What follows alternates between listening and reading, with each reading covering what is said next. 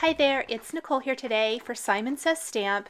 This is the STAMPtember Hooray card kit, and I've got two kind of very different types of cards to share. Both are fairly simple. One has more stamping, and then one uses a lot of the pre-made elements from the Hooray limited edition card kit. And I really wanted to showcase how easy and quick it is to create a card with pre-made embellishments and not only have it look fantastic and be something that you would be proud to give, but to show you that it doesn't have to take a long time. I definitely create a lot of cards that probably are known for taking a little bit longer to create, but they definitely don't all have to be that way. And I think that what is so fantastic about card making is there is no right or wrong, and that there are so many ways to create beautiful card designs. I am using everything from the card kit for this card share here, this first card share. The Audrey blue cardstock for the base of my card design, some Island blue cardstock for the little strip to separate the Audrey blue background from the Pebbles Happy Hooray 6x6 paper, which is the stripe paper I'm using here. And it's going to be the paper I use on both cards. For whatever reason, I was really drawn to this stripe paper. And to make this a little more interesting, I thought the girl looked really fun adhered at an angle. This girl sticker is what inspired this whole card, and she is from the American Crafts Chamel Glitter Girl Sticker and Washi book folder. Now, what is so fantastic about this particular sticker set is it comes with this adorable little folder. I wish I would have showed it in the video. I apologize that I didn't. But it's a little mini folder that you can stick your sticker sheets in to store them. It is phenomenal, so super cute. This girl sticker from that stamp set inspired this whole card design. I knew when I opened up the kit that I wanted to use that girl sticker for my card. She is fantastic. Now, before I attach the bottom portion of my card to the background, I want to stamp a couple of sentiments from the stamp set included in the kit. And this stamp set is called Dream Come True, and it's a fantastic stamp set with an adorable hot air balloon, castle, clouds, and fantastic greetings. Lots of ways to use this, fantastic sentiments, and I decided to stamp the phrase "Never Stop Dreaming" and then the small heart from that stamp set using Versamark ink, sprinkling on some white embossing powder, and then heat setting that. That is the only thing on this card that has been stamped. Everything else is pre-made embellishments. Now, I purposely left the bottom part of my card here, the stripe, really long. I'm going to have to trim some of this off. I did this for a couple reasons. I wasn't exactly sure where I wanted this to go, so I left it long to give me a little room to play. And also, it's so much easier to trim it off than to realize you've cut it so short that there's no way to fix it. And I've kind of learned over the years, especially if I'm doing something that isn't a straight on mat that is measured out, where I cut this at an angle and I kind of had to figure it out as I went along, that it's easier to just leave it longer and then trim it up as I go. My other very favorite part of this card kit are the amazing American Crafts Chamel Glitter Girl Glitter Shaker stickers. They are shaker stickers, you guys. So cool. I had not seen these before. So these stickers, specifically this one here, and then of course the girl sticker I just talked about, inspired this entire card design. Now, from the sticker and washi book folder, that sticker collection, I picked out an ice cream cone and then the I Love Coffee sticker. And I'm just going to tuck those along that edge there with the stamped greeting. The thought bubbles slightly hanging off the top that kind of helps ground the whole thing. It's got those awesome little stars inside of it, confetti. And then there are some star stickers from the sticker book that I'm going to scatter throughout the top part of this card. Now, Simon Says Stamp has not left us hanging. This card kit has card bases in it, so you can immediately start creating. This card took minutes to create.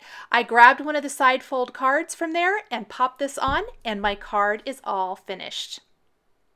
My next card features some stamping, and then I'm going to use some of those leftover scraps from that one pattern paper to create this card, plus a little bit of cardstock. I like to lay out my stamps before I stamp anything, especially if I need to do a little masking. Now, included in this kit is a Molotow art masking pen.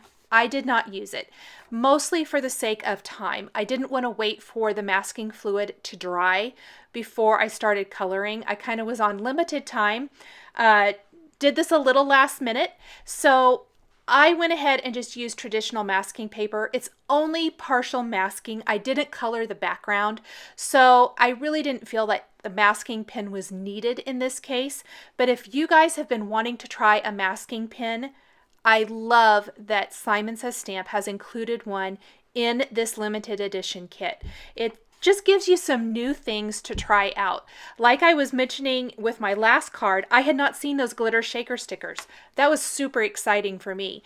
A lot of this stuff is brand new and really amazing. Not only for card makers, but imagine using some of these components for scrapbook pages, for other paper crafting projects, art journals. There is so much you can do here. I started with the image that's going to be on the foreground, which is the large cloud. I masked just that top edge, went ahead and stamped the castle, masked a little bit of the castle, and then stamped that other cloud. I want it to appear that the castle is kind of sitting in the clouds. I also purposely started with a larger piece of paper than what I'm going to need. Again, it gives me a little bit of room to play, and that helps a lot. Now, I forgot to turn my video camera on while I colored in part of the castle.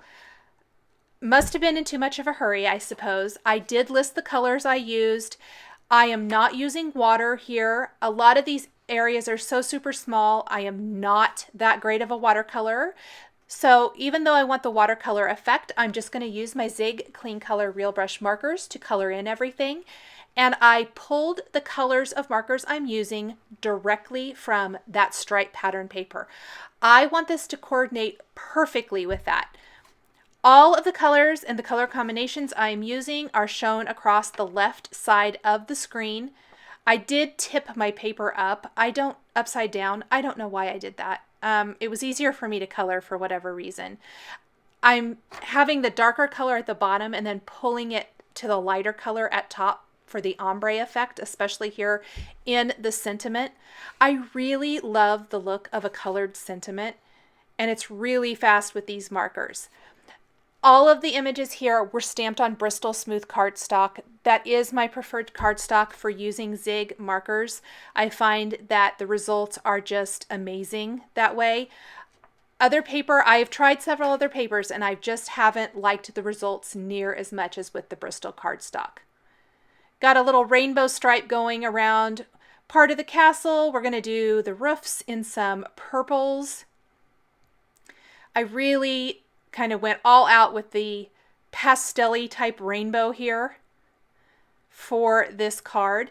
Now, I haven't tried it, but I really wanted to.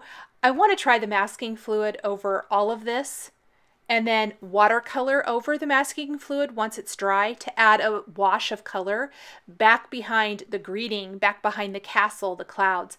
I think that would be really fun. So hopefully I will get to try something similar to that one of these days, and I'll let you guys know how that works. If any of you try it, I would love to know. I did outline everything here with a shadow mauve marker. It's going to give a nice faint blue outline. Just help frame it all up really nicely. The coloring for this was super fast. So while the first card featured pre-made embellishments and it was just took minutes, literally minutes to create, This card only took slightly longer just because of the coloring. It did not take very long either. Both were pretty quick cards. This card kit is very, for me, I find it very inspiring. I love the colors. I love the design. Everything about it is phenomenal.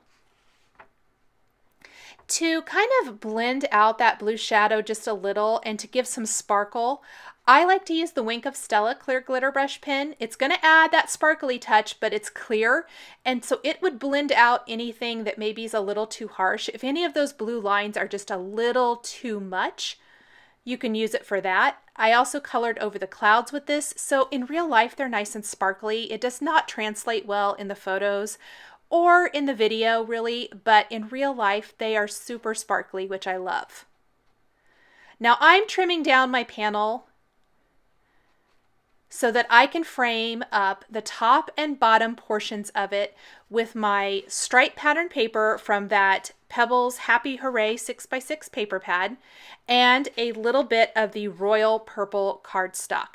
So the little stripe paper is going to go at the top and the bottom, and then it's going to be broken up with a strip of royal purple cardstock.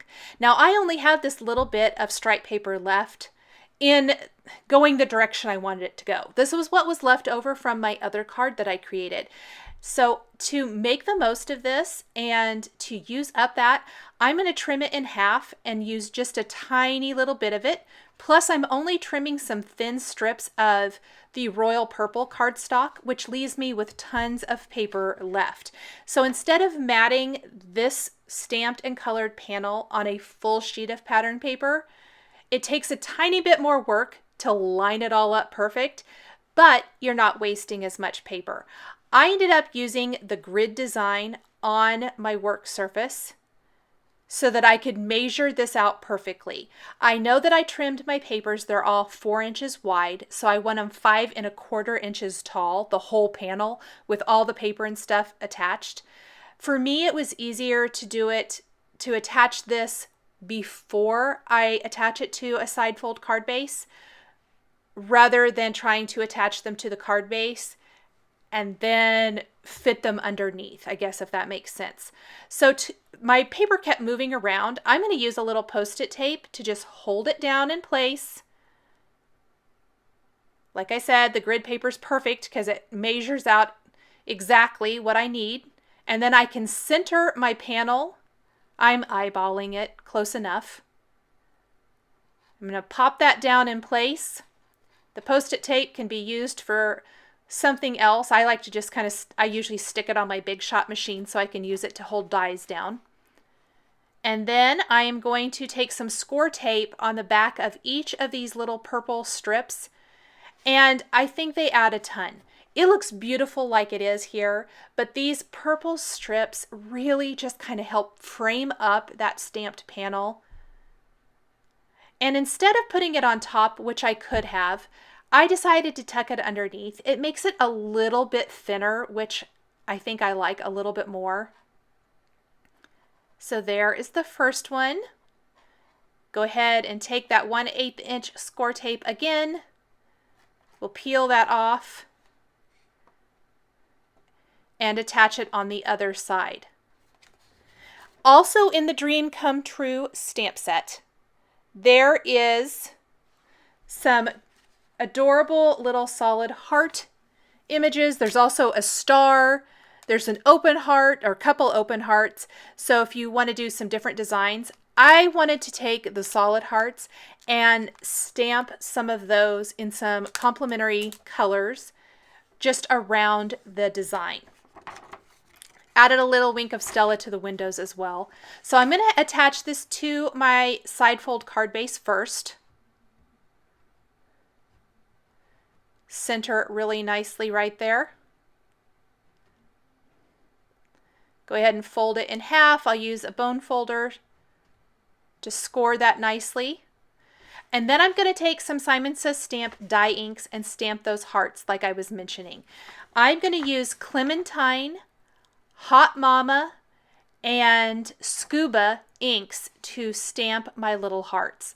And I'm going to use an acrylic block for this. I decided I didn't need my Misty. There's Clementine, which I like that orange. And I purposely did not go for any pinks or anything here. I decided to use some different colors.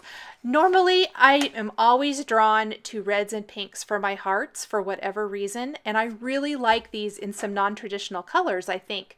I've got that nice orange, a little bit of aqua, and then, of course, the great purple, which ties into the border there.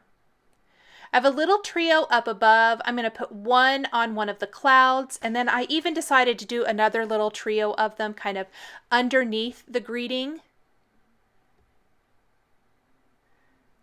And that rounds it out, gives a nice visual triangle. I really like these hearts. Perfect size.